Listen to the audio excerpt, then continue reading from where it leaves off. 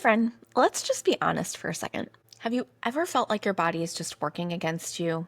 I know you're doing all the right things. You're eating less, you're walking more, maybe you're even skipping meals and still just nothing. The scale's not budging, your energy is a disaster, and you feel like you're doing everything everybody is telling you to do and everything that you used to do, and it's just not working anymore. And what's worse, you start maybe wondering if it's just you.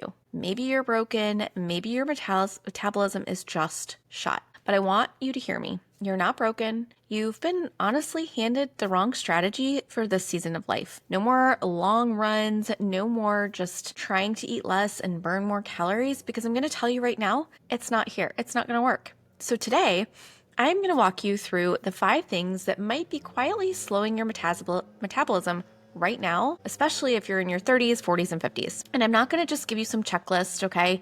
I'm going to explain the why behind each one, how it shows up in real life, and kind of what to do about it. Because when you understand what your metabolism actually needs, everything is really going to start to get easier. So what you want, honestly, it's not complicated, okay? You want a body that's going to work for you. You want one that you don't have to fight every day. You want to wake up and you want to have a clear head. You don't want to be exhausted. You want to feel lighter and not bloated and not foggy and not frustrated. You want the effort that you are putting in to matter. You want to feel like your metabolism is finally back on your team and not somebody that's standing in the corner. Because you're being perfect, but because you're finally understanding what works now, okay? And so inside of my 6-week reset, that's honestly exactly what we do. We don't guess and we don't follow trends. We don't punish your body into submission, because that's not going to work long term, right? We build a sustainable rhythm that is going to reset your metabolism using macro balanced meals, strength training workouts, hormone supportive habits, because that's so important, and simple real life structure. But we're going to start small, because I want you to understand these 5 things that might quietly be slowing your metabolism right now and how to shift them, okay? So let's talk about these 5 metabolism blockers. 1, you're fasting without fuel, or you're fasting the wrong way. Or maybe you're not fasting at all, okay? I personally follow a 14-10 intermittent fasting rhythm. It works well for me, my digestion, and my hormone balance. But there's a lot of things that people get wrong about fasting. They think it's about skipping meals, but then they break their fast with coffee and a granola bar. They push through their morning, and the first thing they might eat is like a salad at 2 after they had coffee first thing in the morning. And they wonder why they're feeling bloated and fatigued and honestly just totally unmotivated by the time they get home at dinner. And here's what's actually happening. Your cortisol, which is your stress hormone, it's going to stay elevated. And when it stays elevated, your body thinks that you're in danger, okay? Then your blood sugar is going to crash mid-morning, and you lose muscle instead of fat because you're not feeding your body the post-fast way that it needs to burn fat, okay? You're just giving it a bunch of sugar and calories and not something that's actually going to fuel your body, okay? Fasting is a tool, not a diet, not a magic trick, nothing, okay? Because if you're not breaking your fast the right way, then you're doing it wrong and you're going to actually make things worse, okay? And at the end of the day, even if you're not following a strategic fasting system, that's fine. But what you do when you break your fast, when you have breakfast, that first meal matters way more than you think. So it's your body's first cue of like, am I safe? Am I supported? So you want to make sure that you're getting in your protein, your healthy fats, your fiber, all at breakfast, okay? So you want to get some eggs maybe and some avocado, greens. I always put a scoop of protein powder in my coffee. That gives me, one, I drink my coffee when I break my fast, not before I break my fast, because, you can't, unless you're having black coffee, it will break your fast, okay? 2, I'm having things that constantly are going to fuel me. I make breakfast boring because here's the thing. I don't want to think about it. I just want to know that what I'm having is going to support my daily goals. And I might eat the same thing every single day for 4 days because guess what? I know that it works and I know that it's going to help me. Okay. And so if you need some examples of how to break your fast the right way with a lot of good protein, you can grab my mom's guide to protein packed meals in the show notes. Okay. And it's going to be easy, high protein recipes that don't require a ton of thought, don't require a ton of time in the kitchen, and things that you can actually make. All right. So the second thing that is going to slow your metabolism is not eating enough protein. I have mentioned this before on other episodes, but so many women are not eating enough protein. Back in the 90s, way back when, a lot of people thought protein was just for bulking up, okay?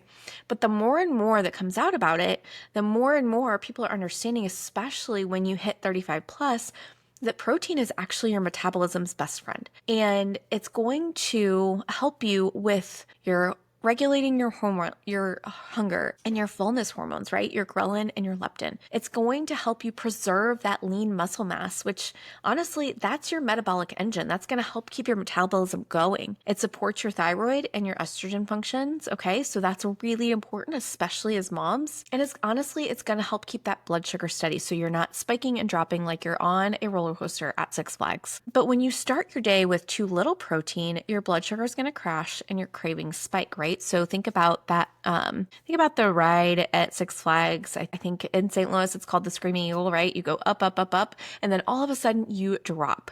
And that might be due to not having enough protein in your body in the morning. Okay.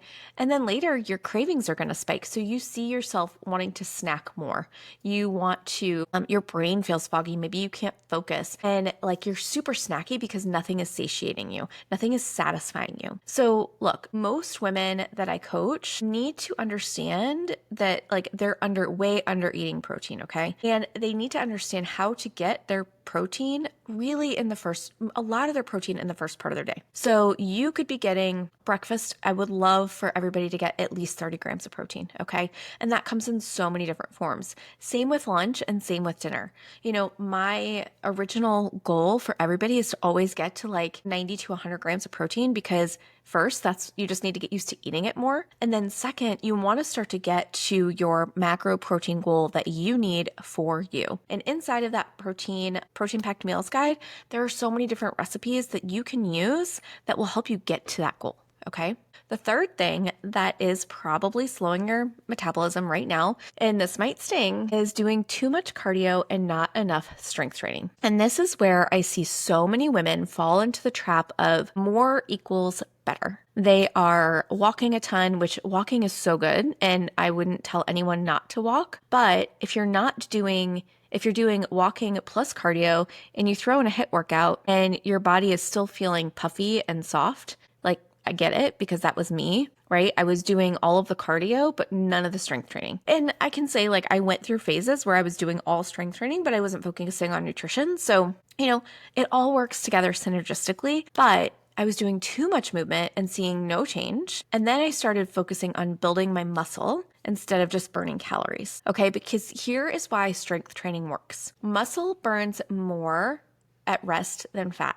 Okay, so it is also going to increase your insulin sensitivity. And that's honestly so important for your hormone balance and fat loss. It's going to help reduce that belly fat. Okay, not just water weight, and it is going to improve energy, mood, and your metabolism long term. And if you're anything like me, I want to be here when I have great grandkids. I want to see them grow up a little bit at least, right? That might make me really old, but that's okay. So the things that I'm doing right now to set me up for that long term, I am getting at least 3 good strength training workouts a week, 30 minutes or less at home. Okay. I think everybody can do that. I'm not driving to a gym all the time. I do Pilates or yoga at least, once a week. So I'm doing low impact. I am walking every day. Okay. And my walks might be, and honestly, they're not even just to burn calories. They're to manage stress and boost energy. My walks are different every day. Sometimes I get in a couple small short walks throughout the day. Sometimes I get in one long walk. It just kind of depends on my day and how I'm doing. But typically I try to aim for 7,000 to 10,000 steps a day. Okay. Just because I know that honestly, it helps me manage my stress and it makes me feel better. especially if I'm outside or if I'm on my walking pad watching a good show. All right, another one that is probably slowing your metabolism and really will probably hit home for you. It's a lot less sexy than foods and workout, but it's chronic stress and not enough sleep. And here's the thing. If your nervous system is fried, your metabolism slows, period.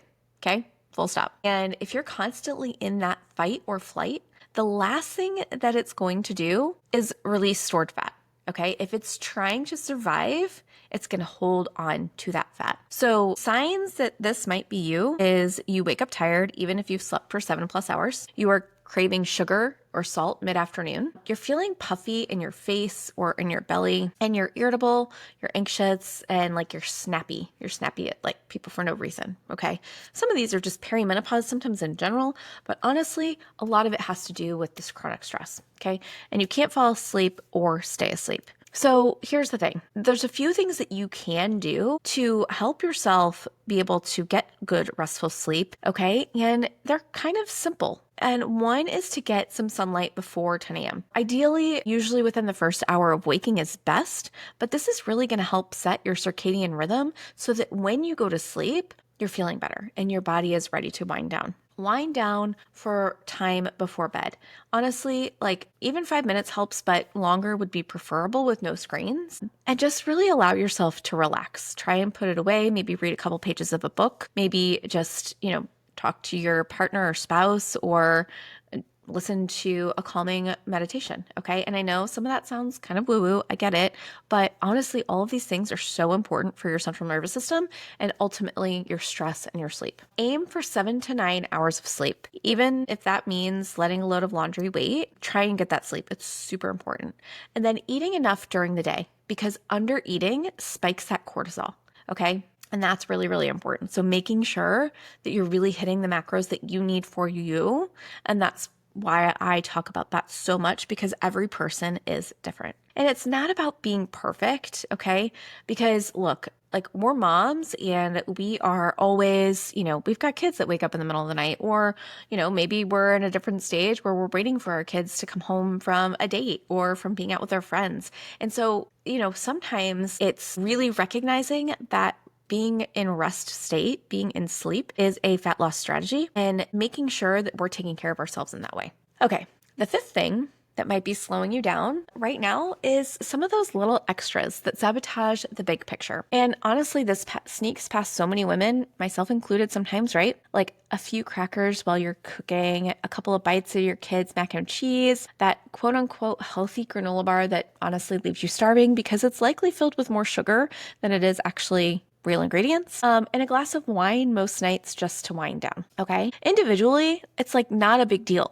But when your metabolism is already more sensitive and your hormones are trying to find their balance, those little extras actually start to matter. Not because they're bad, okay, but because they're stealing your energy and they mess with your blood sugar and crowding out that fuel that you've been working so hard and that your body actually needs. So instead of, grabbing little leftovers or little bites and tastes from your kids or having that glass of wine, I want you to think about this. I want you to anchor each meal with protein, fat, and fiber, okay?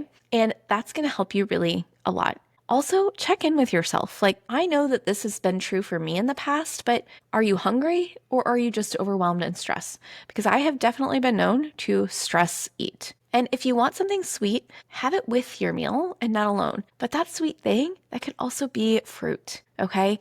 That alone has the natural sugar to help curb your cravings for sugar. But I want you to know that this is not about restriction. It's about awareness because when you're aware of what's going on, that's where everything really starts to shift. So if you want help building some protein-packed meals that are going to actually keep you full, I want you to grab that Mom's Protein Guide. And if you're nodding in your head thinking, yeah, this is totally me, and you want a structure that actually works, the 6-week reset is where we're going to make this simple and sustainable, and you don't have to do this alone. So let's zoom out for a second. You're not stuck because you're lazy, you're not broken, and you're not doing it wrong. You're just using a metabolism playbook that wasn't built for the life that you're living now or the body that you have now. And the good news is you get to rewrite that script, and it starts with simple, doable shifts like these. They're not hard.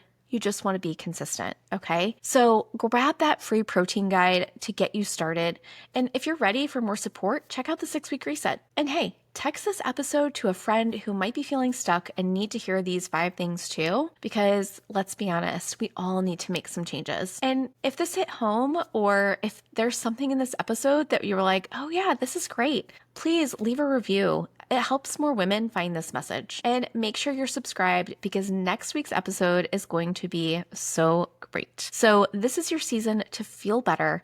And we are going to do this one thing at a time so that you are revving up that metabolism and feeling better every single day.